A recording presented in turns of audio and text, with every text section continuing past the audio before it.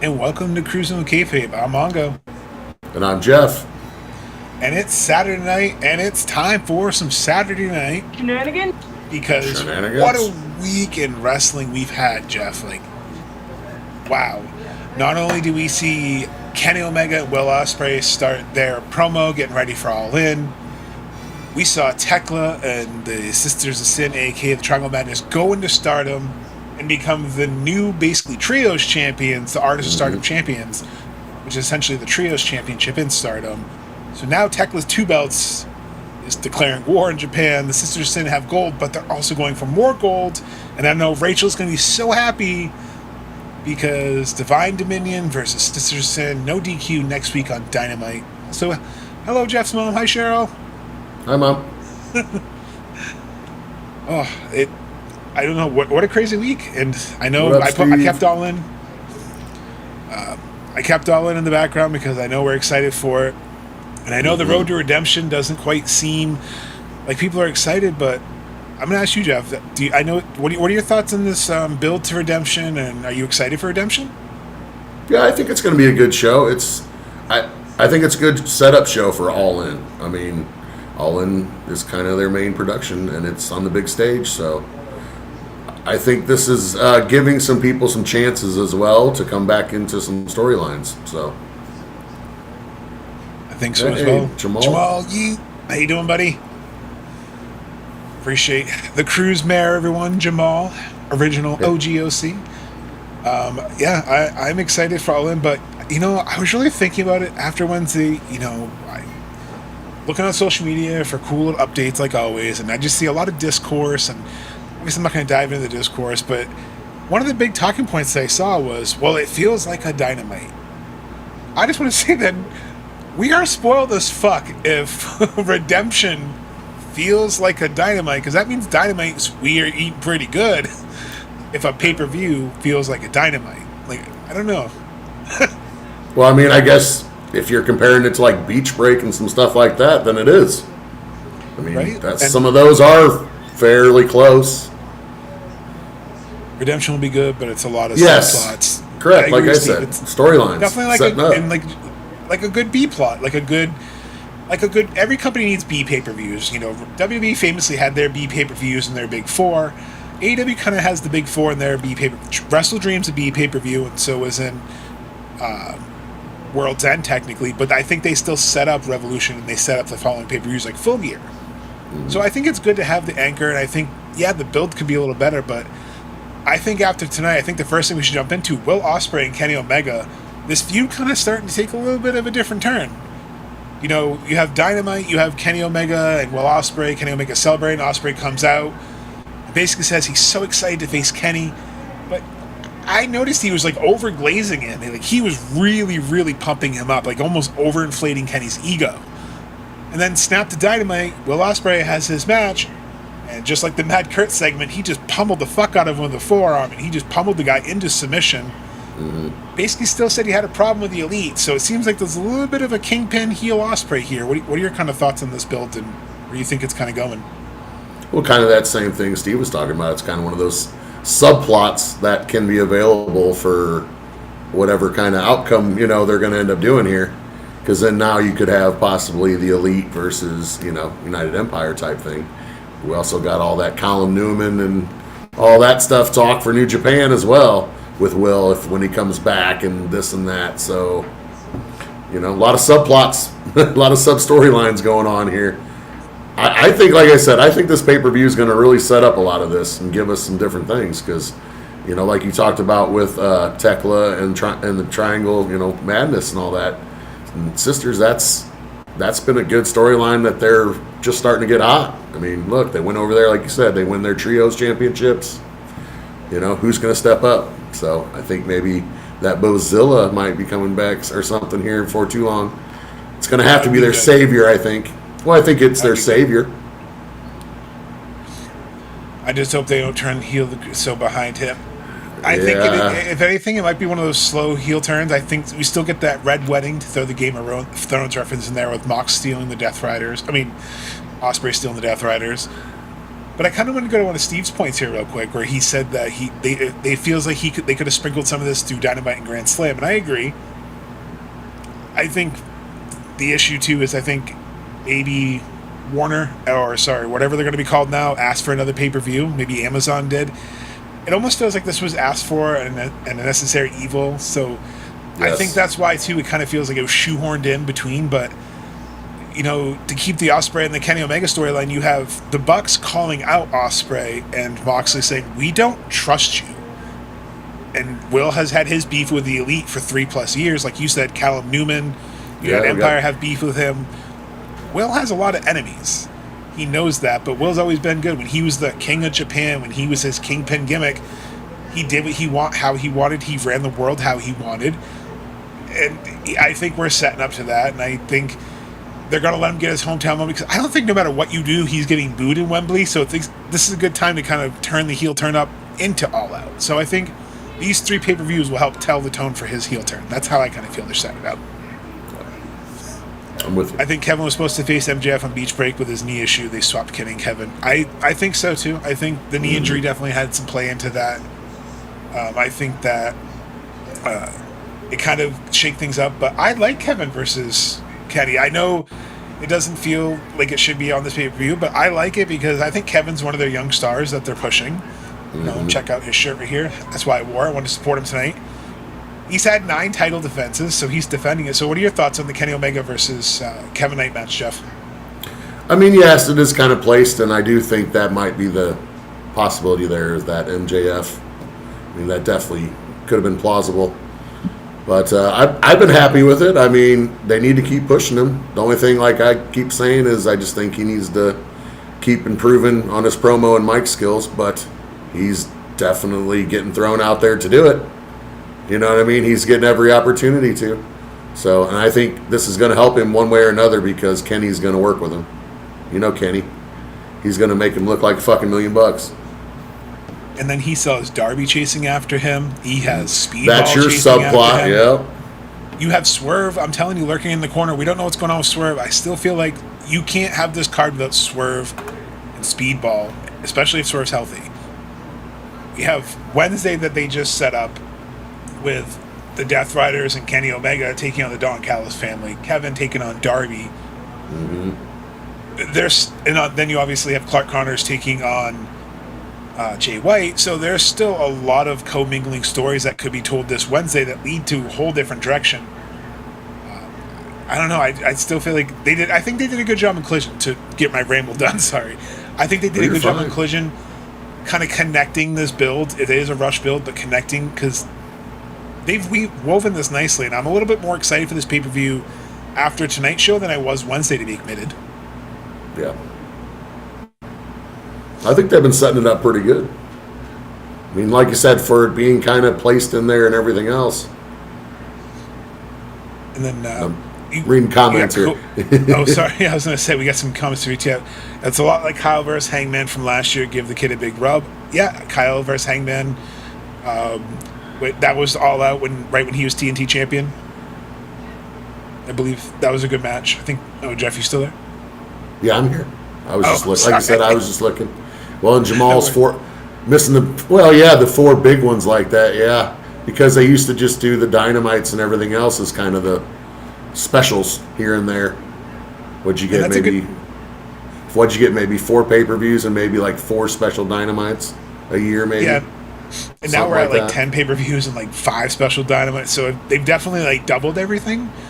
So I think it is still a learning curve, because it's only about 2 or 3 years, because they've kind of gradually done it, because Wrestle Dream was one of the first ones. And then they added World's End, and they added, I keep forgetting the one that takes place. Dynasty now. Yeah. I'm spacing on that. So anyway, Kyle Fletcher's a good segue before I go off on the wrong tangent. Revolution, wasn't that another added one too? Revolution was part of the core. Oh, was that the 4? Okay. I forget sometimes on that. I know, the 7 years went quick. I think we've been spoiled. I'm just tired of champions. I agree. It's everywhere. I saw that they have Tiffany Stratton, who's the U.S. champion, going to SummerSlam in the interim women's ladder match. So it's like another TV champion going for the world title. I get it. It's like, what's the point? Like, why aren't we defending the TV? So 100%, that's a valid criticism. I think that it kind of diminishes that other title. So I think we need to stop doing that. Let the champions defend their titles. See, we have too many. Yeah, we have too many titles across all the brands. But I feel like that's a whole episode in itself. I wasn't that excited for this pay-per-view. I think Tony was hearing and seeing on social media, said, hold my beer and put together box versus box and will. Yes, I agree. Sorry, Ron, I didn't mean to miss your comment earlier. I agree. And I'm excited for the stories they're telling with all of it, too.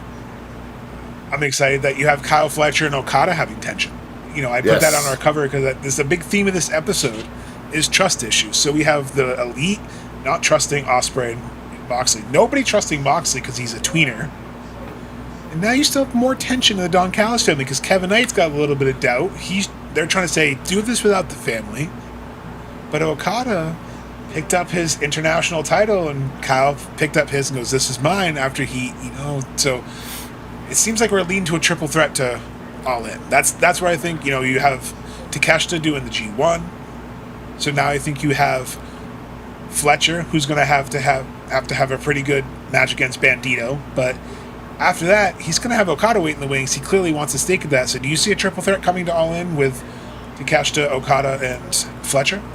Very possible. Very possible. And then don't forget that back burner of Kevin Knight, saying, oh, you've about time, like what took you so long?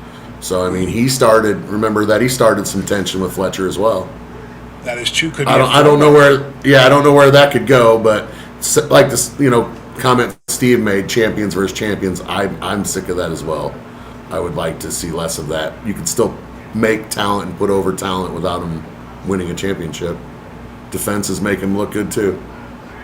And it can make the other talent look great too, Make Just him think look of strong. whoever dethrones Athena. She hit 1,316 days, so she's tied Roman's record. But I mean, think about that. Whoever wins from Athena is going to be a made woman. Like you said, the amount of prestige put a title, the lineage put a title. Like, the international title is looking pretty good. Dude, look at the lineage. You go to Takeshita, to Fletcher, potentially to one of these other guys. I like that they're building the lineage up, but have them defend them in matches instead of double champions. I agree. Yeah. Sorry, I didn't mean to cut you off on that one. No, you're good. Three-way all-in, baby. I agree. Yeah. The little segment with the Bucks and Cope and Cage was great tonight. I love it. That's a good little kind of Set point up to the future because they were teasing something both nights. Anyone else notice the color of their shirts? Mm-hmm. Oh, yeah. Very famous cereal. So I feel like the worst kept secret, we have the New Day coming in as, rumors of saying that their contracts are going to be available on the first week of August, their 9-day non-compete clauses up. But also in 2 weeks, they're in Detroit for back-to-back nights. Motor City Machine Guns. This tag division, which is already kind of having the dogs, which I want to see where that's going. We have Bullet Club Civil War. You have the Young Bucks saying to the Cope and Cage, we want those belts. And these two incoming tag teams. But also, here's the thought. You have Pac and Claudio. Yeah. Now, someone said in the comments, and I apologize, I didn't read who the name was, but I really like the idea of this. What if Pac is taken out at the pay-per-view and Sheamus is the replacement as the new Death Rider? And that's how they introduce Sheamus.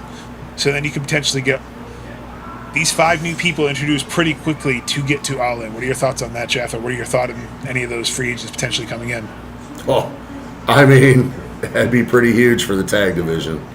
I mean, we definitely, I think it's moving in the right direction because I've always been a fan of tag team wrestling. So, and this company was supposedly started with that as one of its principles.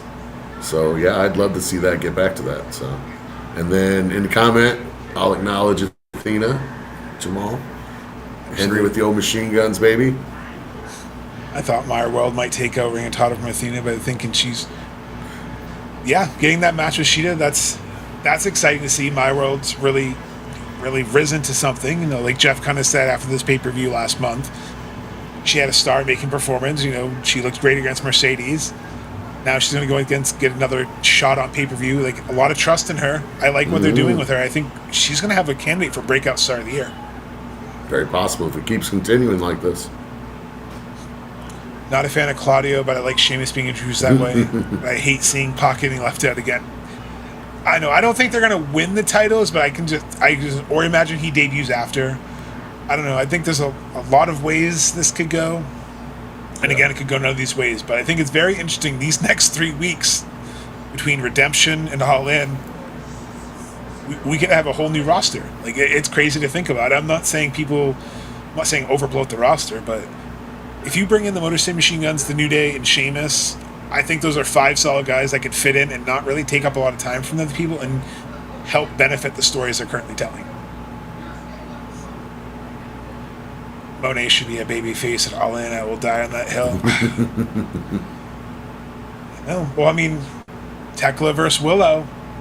I mean, did Tekla winning those championships allude to her losing her title at the pay-per-view, or do we think Willow becomes a new champion, or does Tekla go in? It's heel versus heel all in. Like that's going to be interesting, but I think we'll have to save our deep dives for that for next week on Friday for our predictions. But what are kind of your initial thoughts on Mercedes being a heel or a face at Allin, Jeff? I think I'd rather see her heel, personally. I don't know. I don't really care who she's against. I just think would be better as a heel. Because people are going to do CEO either way, so she's already got that part regardless of what her alignment's going to be, so. Ooh, I like Maureen's suggestion here. Athena to cost Maya the TBS match and Maya to dethrone Athena at the next pay. That would be huge. That would be huge, and I think that could really help, that Maya world. Yeah, I like that, Maureen. I like that a lot. That way it gives Shida a little bit of a run. It gives Maya another rub because Maya just getting close enough, but now she has the momentum. Okay, I like it. Yeah. Henry says Willow's winning 100%, which is stupid. Tekla should win. I kind of want to see Tekla versus Mercedes. I think that would be cool. I think heel versus heel, because like Jeff said, Mercedes won't be the natural heel in London. Henry just won't let it go. Moné is a great heel. I think she could turn face if Bayley joins her. That's right. Lyra came out looking like a badass on Saturday main event, and she took out Bayley with a bulldog choke and then attacked her post match. Looked like a write off to me. So I don't want to prognosticate that. I was just say, yeah. But I would say probably by the end of the year, I could definitely see Bayley if she leaves. I could see that. What sells tickets, Moné versus Willow or Moné? I think Moné just being in the championship match sells tickets. So, I mean, I agree with you. I think Mercedes versus Willow sells tickets because it's a rematch. It's their third time. So both main events will basically be trilogies. I see that, but it's hard. AEW is good because I think a big reason why people had some discourse is it's losing its predictability again. And I like that about AEW. Like, you think you know where it's going, and they kind of pull you in other directions. I think they're doing a good job of that this year. I won't get... that is true. That is true. I did lose to you, Henry. Mercedes should stay heel unless the people demand to change. It's fair. Maybe someone from Stardom costs Tekla? Okay. I like that, Steve. Maybe that's the Bozilla Jeff mentioned earlier. Maybe Bozilla comes in. I mean, it would say though. It would help. It would help carry that because then she'd have to try to go there and avenge it. I don't know. And speaking of Zilla, I'm liking Mark Davis's national title run, but I'm so conflicted with him and Andrade because part of me doesn't want Mark to lose the title because he is killing it with it. And it's fun to watch weekly and going into Rev Pro. Like, I want to see him. I want to see him wrestle and defend it at Rev Pro when we're there. Yeah, that'd be awesome. And I think he's killing it right now. And I don't want Andrade to take another L at the pay-per-view. So it's like, but I'm enjoying this. What do you think of Andrade kind of going after the national title for now, potentially taking that to Grand Slam if he does win? Well, unfortunately, Mark Davis is kind of the Don Callis bump guy. Even though he's a championship holder, you know what I mean? He kind of still like, oh, well, if you're going to do something, well, you're challenging Mark Davis. You know what I mean? It just kind of seems like they just kind of, oh, yeah, here you go. You can fight him. But I'm I mean, Andrade's as over as he's ever been. I feel like you got to give him the title. I mean, he got over how you know. Yeah, Rachel's in there doing it. Cameo from Rachel, I love it. Yeah, so I mean, like, I also got to say, any man who can get a fucking arena full of both male and take females off your pants. to take off your pants is wild. Yeah. So I'm hoping they're gonna. Unfortunately for Davis, which, man, I'll say this as a comment too. He's gotten himself in really good shape. Like, you can tell a transformation in him. He's definitely stepped up, and that's why he's a championship holder right now. And I feel like you can see it even in his physique right now, even. So. No, I agree. I think Andrade's winning it. Yeah, no, 100%. I almost just like, I feel bad, but then it's like, okay, then can we get my trio Terra that I've been wanting forever, which is Jake Doyle, Brian Cage, and Mark Davis. Like, put those sumbitches in a trio. They kind of tested it out a little bit tonight with Heshiero. You had Jake Doyle and Brian Cage and Heshiero just mauling poor enhancement talent all over the place, and I'm like, give me more of that. Like, imagine Mark Davis being in a trio. Like, them and the Rascal could have such a fun, like, David versus Goliath match for the trios titles. Like, give me that. Well, even conglomeration versus those three, it's almost that same thing. I mean, they're a little bit bigger. Exactly. And yes, Brian Cage does, man, he looks phenomenal. That dude, I don't know how you can come back looking better, but you did. And then he wins a bodybuilding competition, like, and just still is just literally a machine, like that man. I'm happy to see him back and healthy, and like, the damage he can do, and that's why, like, book those trios. Like, you know, earlier we were talking about the titles. Book the trios better. I feel like, I know the conglomeration are having fun with it, but we got to get that match on the card. When Gabe Kidd comes back, he's going to go back with the dogs. Like, there's so much potential for the trios and the tag division. That's the only way, because I know we've kind of talked about a brand split before, but that would be the only real way. I think maybe the tag team division's on Dynamite and the trios division is on Collision, so that you kind of have parameters of how you book them. And I think that would be personally how I would do it. I'm fine with that. I mean, that way also, if you're not okay, hey, I like tag, but I don't like trios as much, maybe, you know what I mean? Because some people don't enjoy all that. So then you can kind of, oh, well, then I'll just, stick maybe to Dynamite, because maybe I don't like that style as much or something. So it would be kind of nice. That way you had the option to know kind of what you're expecting.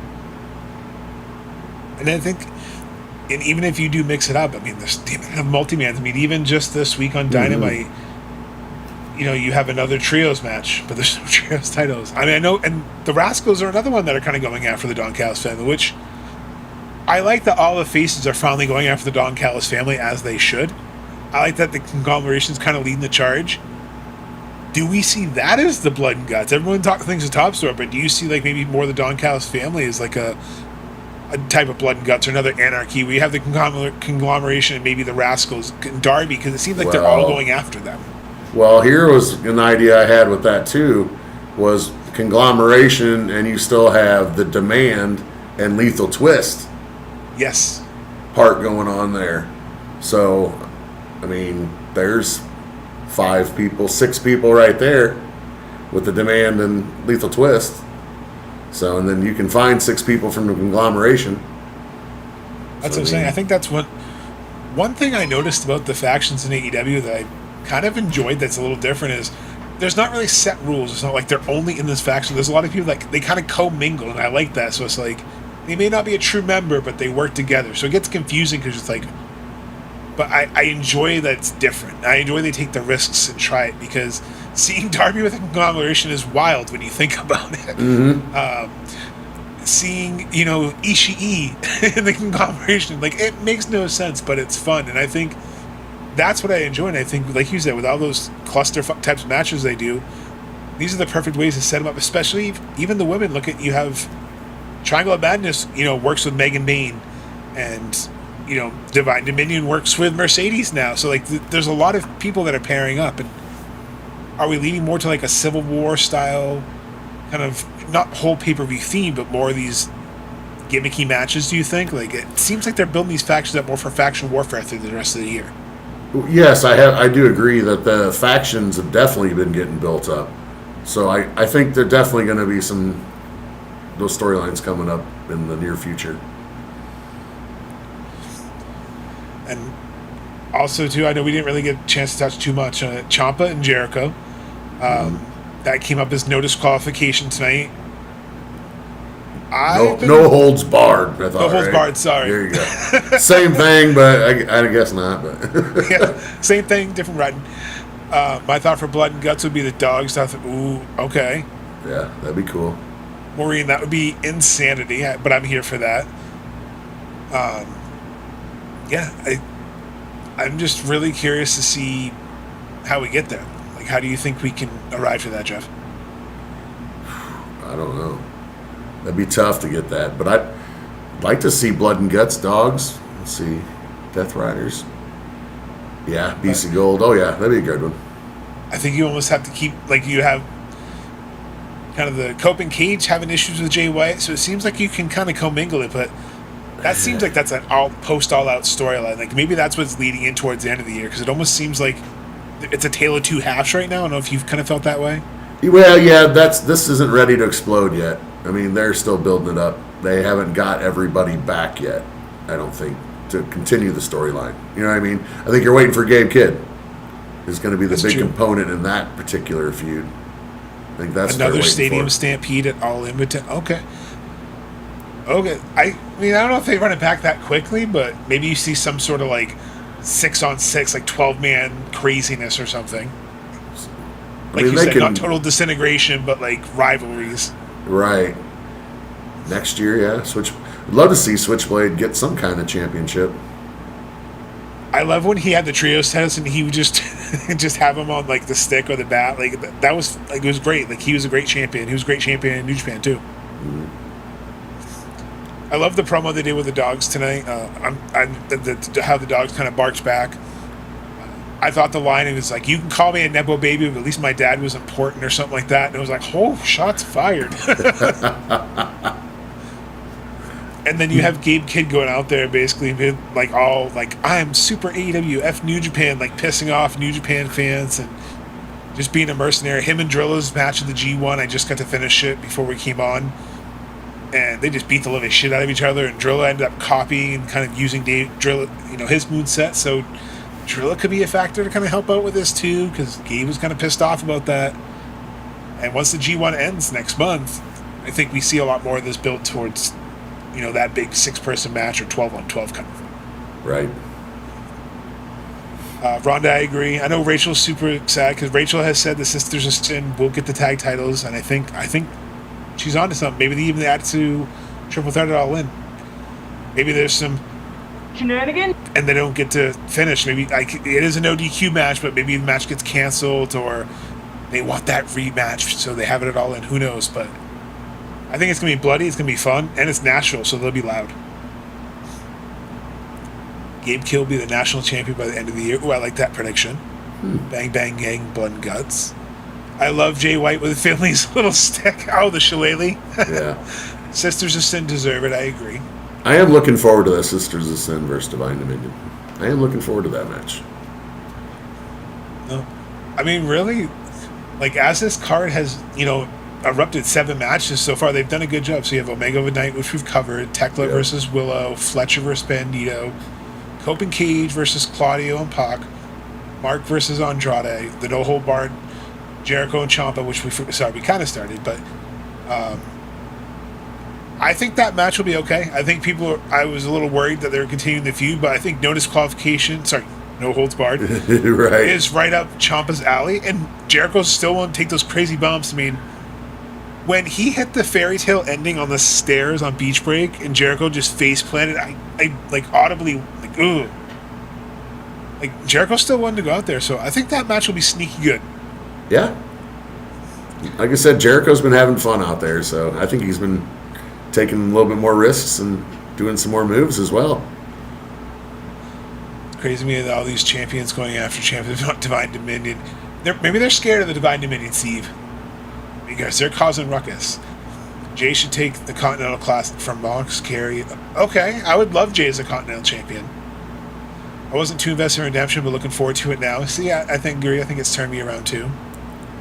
Yeah, no, Maureen, you have really good tinfoil and fantasy booking. I will say I enjoy when you want, because your knowledge in New Japan. I like that you can connect those stories because you know a lot more than I do. But yeah, I know. So next Friday we're gonna do a full prediction. So we'll probably do a full rundown on that. But yeah, that's kind of the news and the information we wanted to cover tonight. So leave it open before we wrap up. Anyone have any questions for us or anything you want to discuss before we wrap up? But I'm getting excited, Jeff. We're going to be in London in less than a month and a half, which is wild.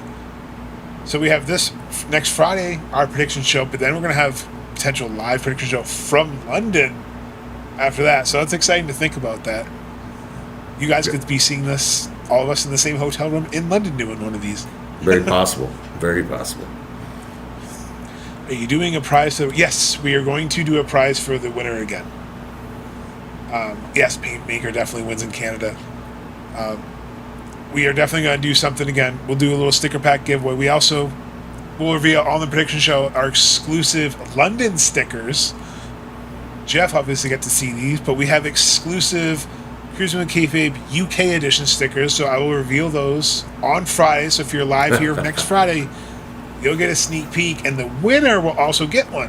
So we'll be one of the first people to have the UK version of our sticker that was designed by a graphic artist. So excited for that. Excited for Hangman. Oh my goodness. Good call, Steve. That's a perfect. Good call, Steve.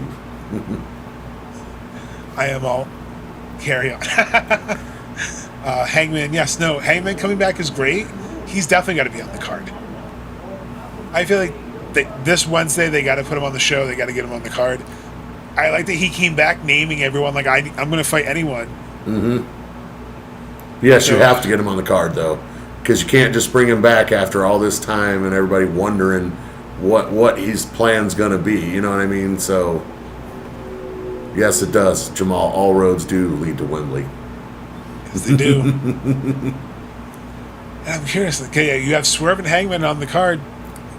Do they team up and do something? Yes. Henry, you read my mind. Yeah. Yep. So it's interesting. So yeah, this Wednesday will be definitely interesting. I mean, you have obviously Clark Connor versus Jay White. You have Willow and Tekla with the face-off. Sisters of Sin versus Divine Dominion. Kevin versus Darby. And then you have the Don Callis family of Brian Cage, Hashiro, and Jake Doyle versus Mox, Ospreay, and Kenny. So that's going to set up Redemption. We obviously still have Collision. They mentioned Hangman tonight on Collision.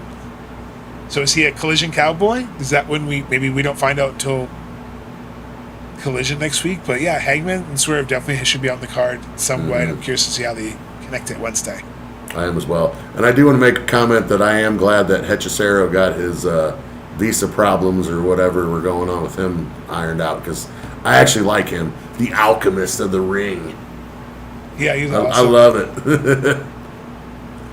I hope they should make that. They need to partner up with like Magic the Gathering. Yeah, that we were talking about that off air as our hobby. How cool would that be to get Heshierro as a card?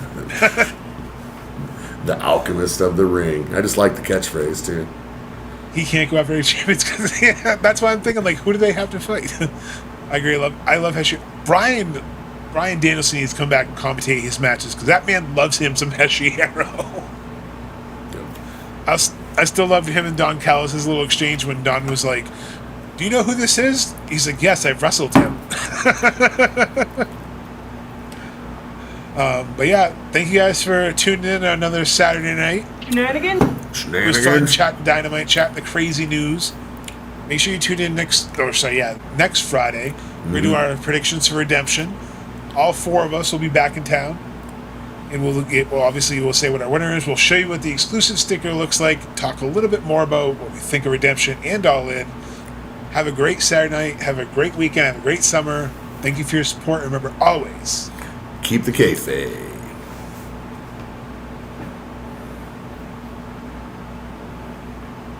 But again, thank you for partying with us. But it's getting late. I must bid you adieu. So from Kenny Omega and Rijo, goodbye and good night. Bye. Goodbye. Mwah! And good night.